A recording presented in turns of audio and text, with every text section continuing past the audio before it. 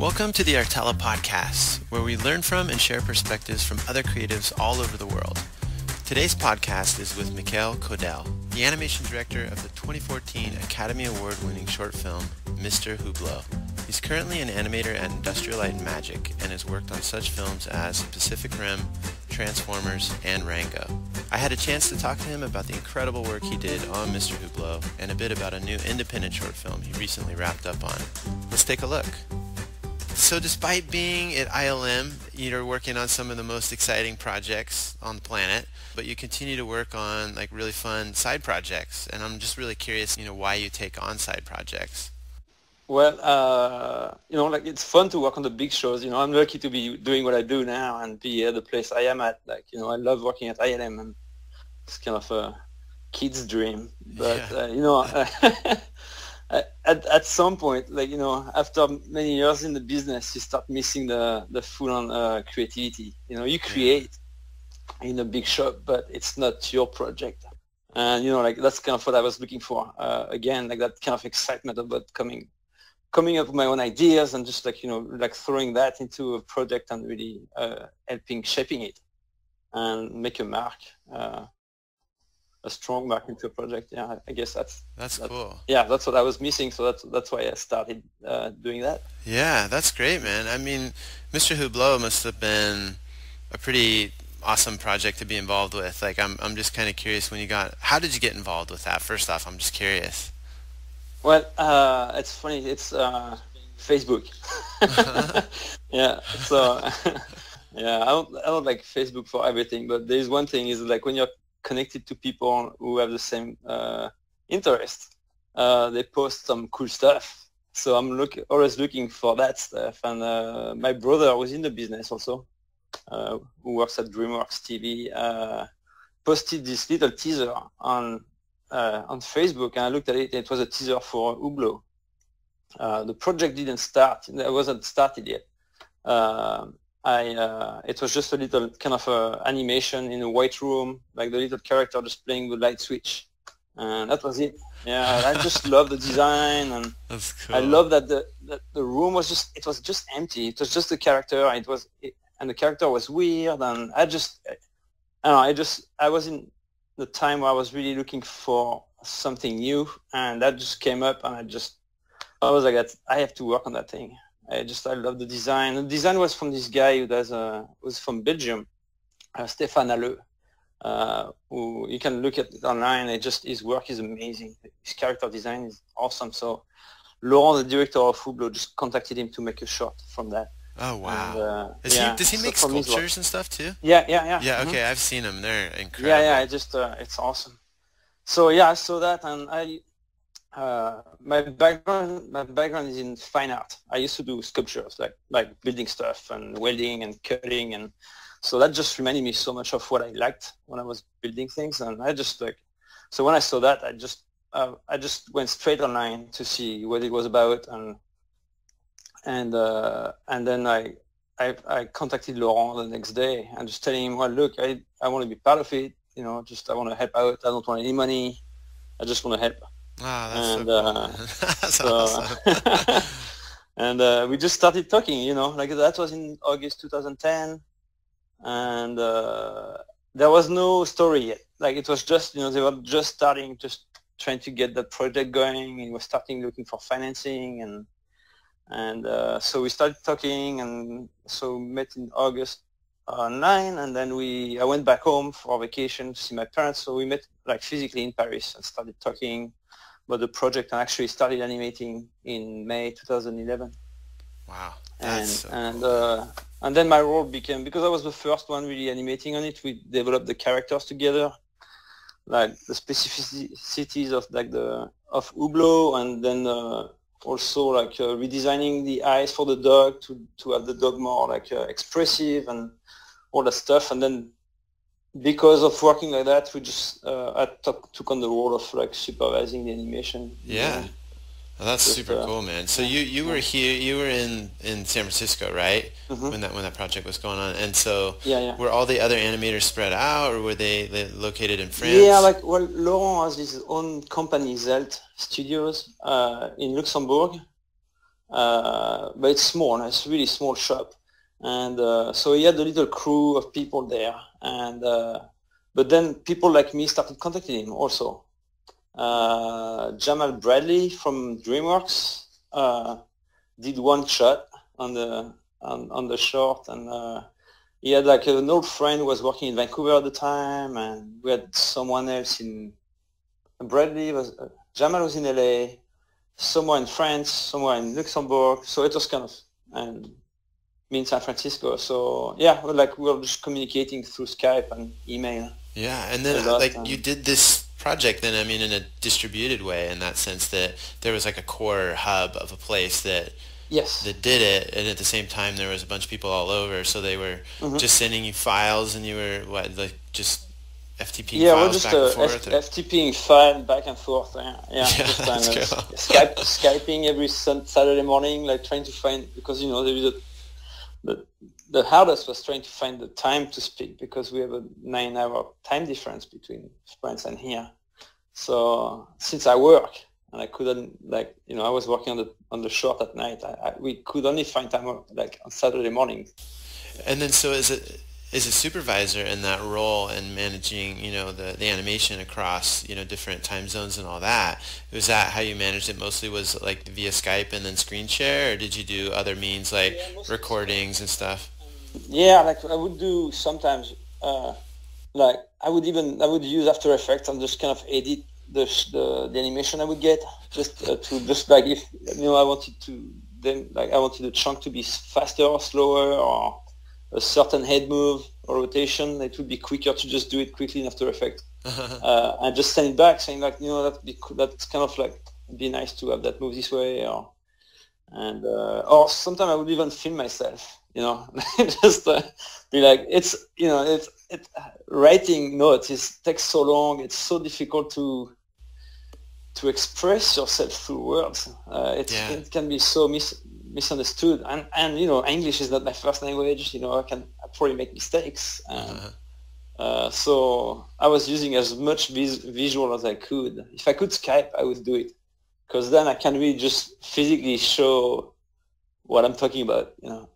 Now, as a supervisor in that capacity, when you were reviewing work and stuff, did you manage shot casting and the status of all that, or was somebody else kind of managing all the production management Laurent side? had people in Luxembourg taking care of that stuff. Okay. Yeah. So that was it would have been a lot more work.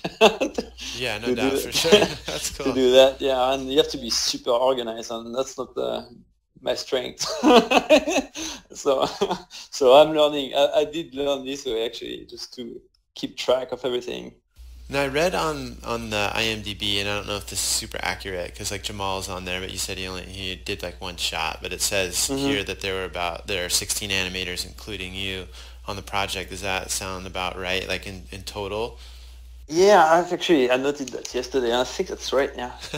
Yeah. It's about right, but probably half of that group just did one shot. Yeah. Okay. Just help out, and when they could, because a lot of people are doing that, like me, on the side of their day jobs. Yeah. So some people, because the project started later than we planned. Initially, Laurent was thought the shot would be done in a year. Right. Okay. Sure. I kind of felt I kind of knew, I was this is not gonna happen. But some people who were interested initially just ended up not having the time to do as much as they would have liked to, because it just at that point they were just too busy. And how long did the project take in total, from start to when you came on? Well, the project itself took 3 years, between financing for the first year and then probably 2 years of production. Yeah. Myself, probably a year and a half, 2 years involvement. Actually, 2 years involvement, because we started talking early on. I didn't really start doing anything. I was for 6 months. We were just talking. He would send me the script. I would just, I would say what I think, and yeah, that's cool. That's you would take it or not, It's yeah. But I'm pretty vocal about what I think. But it's cool. You could have a conversation, and he would use some of my ideas or not. But it was kind of nice to be involved from the beginning. That's cool, man. So yeah, it took 3 years.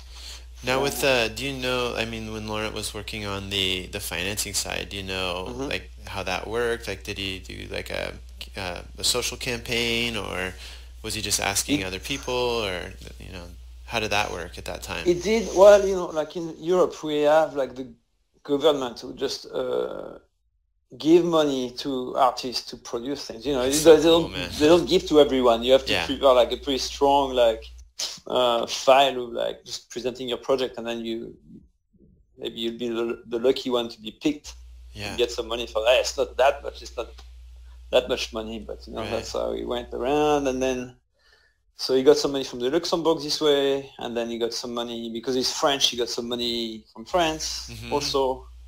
Uh, and then at some point we got a TV channel backed us up too, so they gave us some more money. This It's a German-French channel called Arte, and then his own money at the end because it just went way longer than planned, and people he had to finish the show by himself. It's Yeah. like the end was a struggle, but it paid off. Yeah, no, it's paid off big Yeah, time. Well, this yeah, big comes time. to I posted out on social about like if people had questions that they wanted to ask you and Hmm. stuff, and we got some cool questions. But I have one here that kind of segues into that, and this is Uh-huh. from Ayuri Arajo, and he asks, "How is the professional life for you before and after winning the Oscar for Best Animated Short Film?" Well, for me, that doesn't really change that much. Yeah, the Uh, limousines don't pick you up and take you home, no, and no, now you know. I don't work anymore. I'm rich and famous. I just, it's great.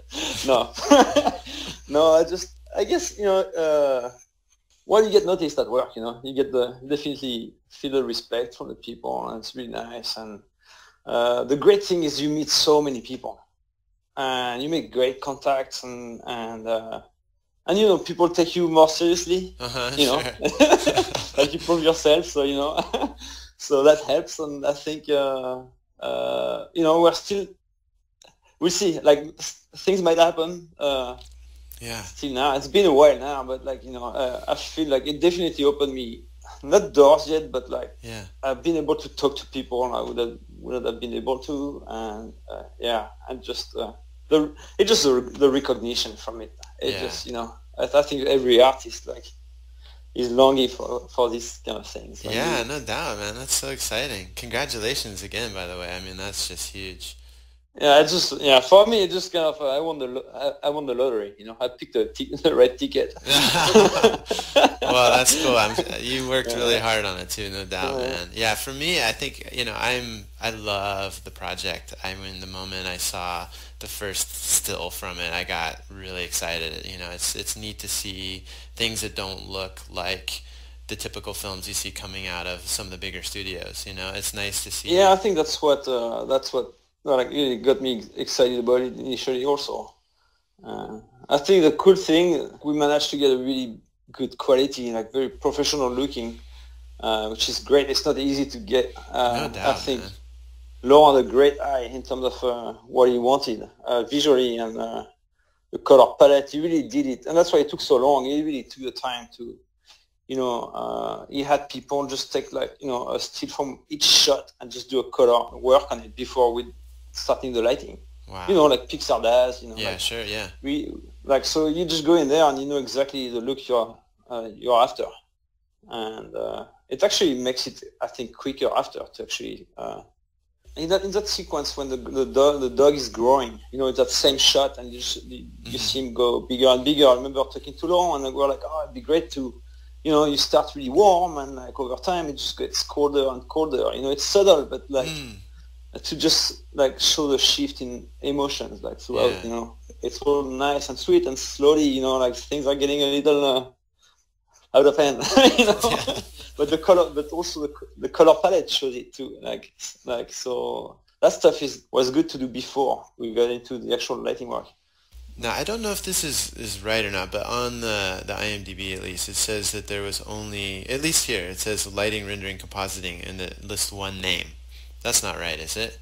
No, it's probably not totally true. Okay, okay. It was, no, it's probably not true. It's just it was probably the main guy. Yeah, yeah.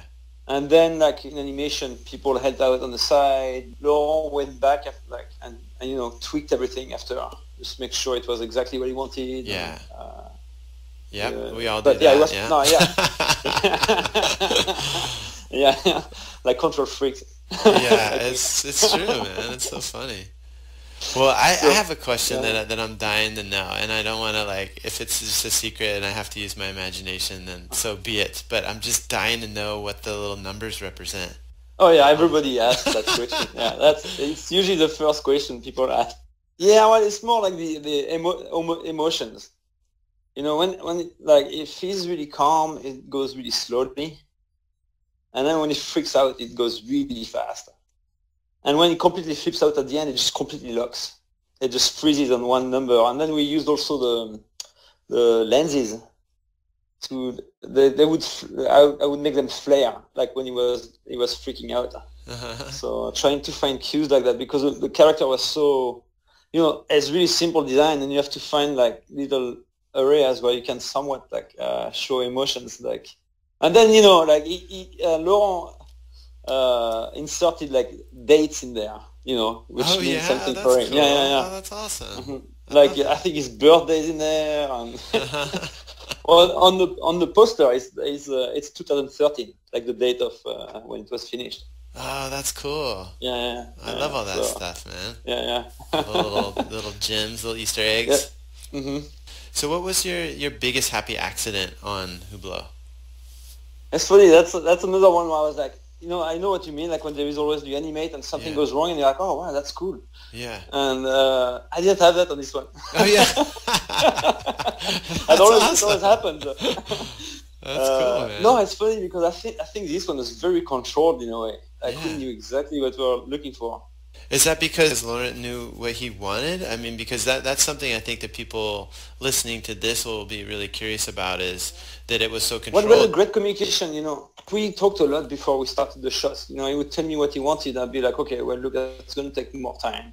Mm-hmm. And I would film myself and also like edit the sequence myself with me in it. And we'd talk a lot. So by the time we would start animating, we knew exactly what we were going to do. So maybe that didn't give much freedom to like animation accidents that we have sometimes, which like just bring new things. Yeah. Like it was crazy because Laurent was like in the middle of it. It was toward the end, and it was really, really difficult. And he already had a son.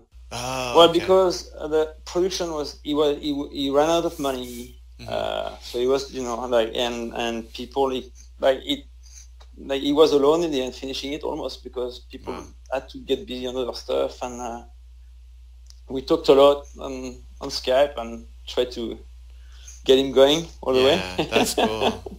Anybody who does this kind of stuff has to be a little bit crazy, you know what I mean? Because it does take an immense amount of work, especially at the level that you guys have been creating.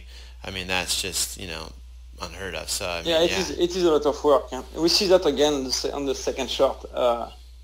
It's you have to, like if you have the director has a vision and they want it to be a specific way, and they end up having to really go back and refine stuff themselves because and it always goes longer than you plan. Yeah, like it's always gonna happen. Even in like production we work on in big studios, it's the case. It's just, it always takes more time than you think, and it's hard to get the quality you expect. You really need talent for that, and it's hard sometimes to find the right people. Yeah, the people, there are a lot of good people out there, but it's hard to find the one you can work with, and the ones who really have the passion to throw everything and just try to get it right. And I think that's exactly why I keep doing it, because it's so exciting to work with people you like working with and who are so talented. You just wanna. You create it together, each one of us has a specific talent, and we help each other, like creating something bigger. Yeah, no doubt. It's just it's so exciting. Yeah. Do you have ambition to direct your own shorts? Yeah, I'd love to. I think the next step for me, I've done now I'd supervised 2 shorts, and I'm pretty vocal about my opinion on Yeah. how the shot goes, and I guess I just want to be directing also, so Yeah, I yeah. guess I should do it at some point. That's Yeah, cool, yeah. man. Co-direct, I would love to co-direct with those guys, Yeah. Pascal or Laurent, because really, and I think we have a great communication, and we agree to disagree, and so I'd love to, yeah. Well, it's cool to hear that, especially after coming off like a big project. I know you just wrapped like a couple weeks ago, so and you're already like excited about doing something new. I love it. Yeah, man. because so cool. I'm like, I'm done, and when I finished Hublot, I knew I was going to do this one. Yeah. But now I'm like, oh man, what's next? Yeah. But then it's harder though. I just had a second daughter, and it's becoming really hard to handle family, work, and side project. And I think next time I won't be able to do two things. Three things. Being a dad, and I'll just have to be like focus on that side project only, I think. No doubt, especially if you're gonna kind of take on a bigger role too. I'd imagine too. Yeah, exactly. Because as a supervisor, for me, like, I get involved as much as I can, but it's so much more work on the director. Yeah. Because he's the one really putting everything together. Yeah. In the end. Yeah. And they are the one making it work. The animation is one thing, but then you have the render, the look, and the sound is so important. Yeah, no doubt.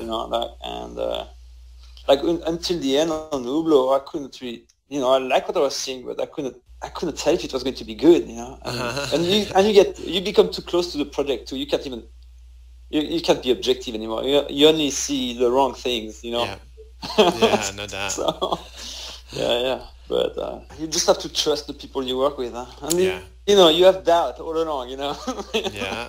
All the way to the end, you're like, oh man, I hope it's good. So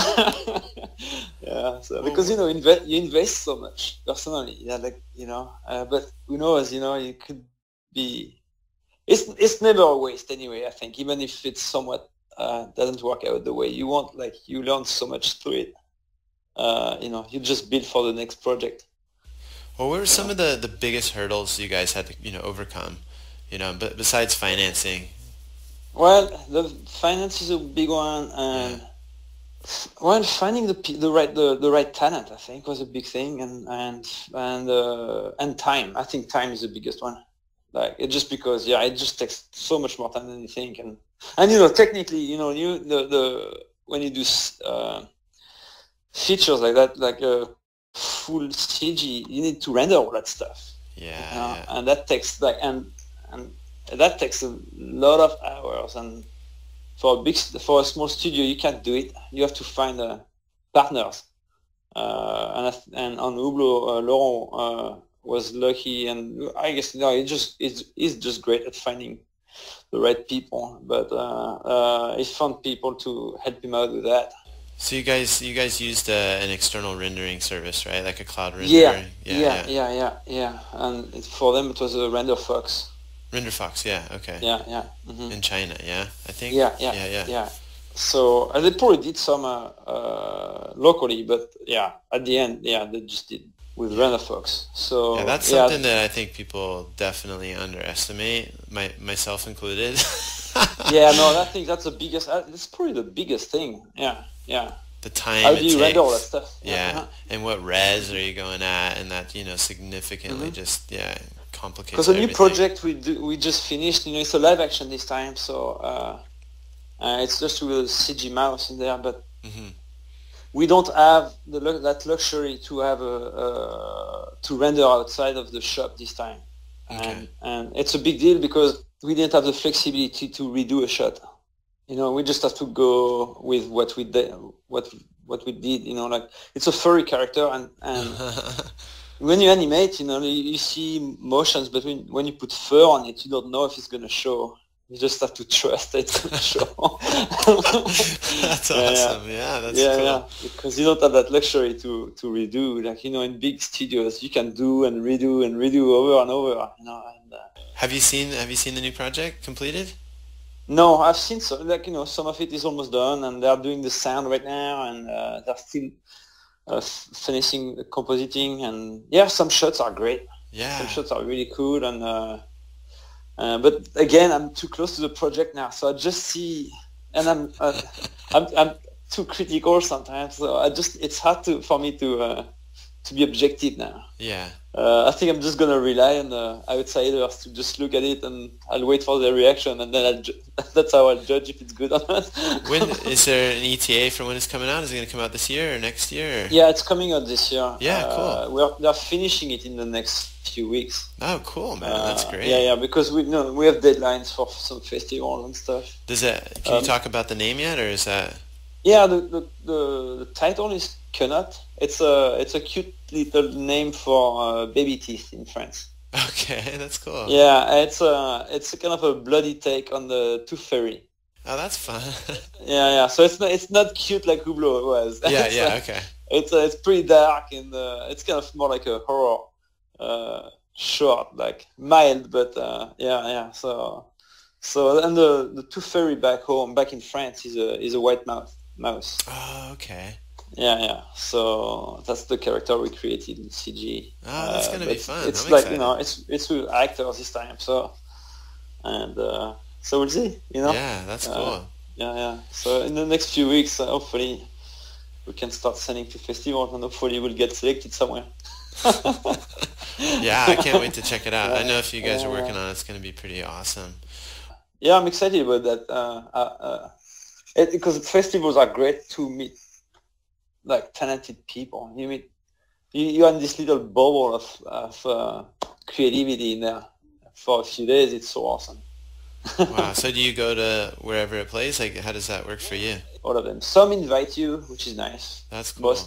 Most don't. Uh-huh. So, but sometimes like on Hublot, I went to Savannah for the film festival over there, because they actually fly you over and they treat you like so well over there. It was so awesome to be with all the other filmmakers over there for a few days. It was just like you're in a bubble. You don't want to leave. Uh-huh. You want it to be this way all the time. Wow.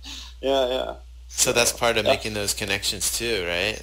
Festivals are great. That's another aspect of making the shorts, which I'm looking forward to now. Is the festival time. Now, is a final question here. Any tips or advice for people looking to take on their own project? Yeah, I guess just be persistent. It's gonna be hard sometimes, but I think when you finish it, it's so satisfying. I think. Yeah, just dream big. Just like go for it. That's cool, man. I love it.